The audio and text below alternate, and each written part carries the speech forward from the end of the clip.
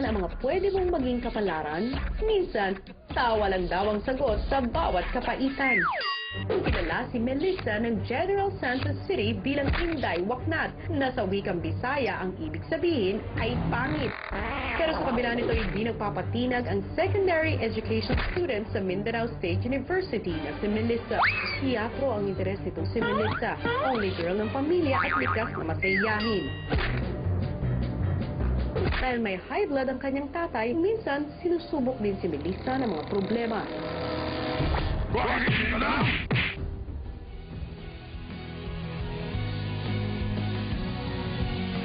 Tawa sa gitna ng mga problema, ngiti sa bawat pagsubok.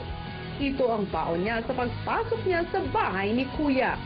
Siya si Melissa, ang Inday Kengkay ng Gensan.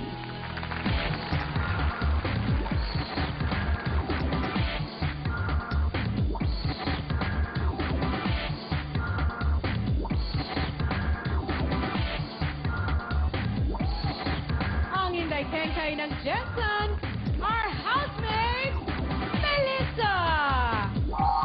Tada! Hi, Melissa! Come on over! Etong si Melissa parang kahit Kengkay, may serious side.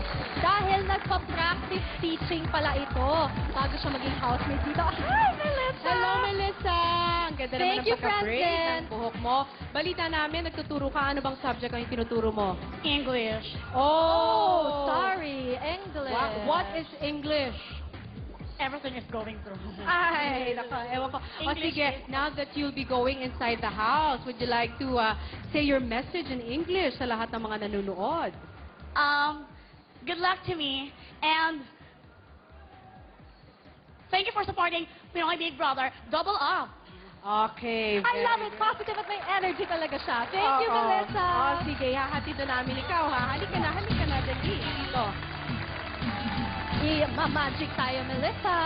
Ay, nagpeso. Ayan na, mag-abracadabra sana ang ibang mga housemates. Pakakatawa sa'yo. Good luck! Bye! Okay, ayan na. Hop! Ayan na, pa. Melissa!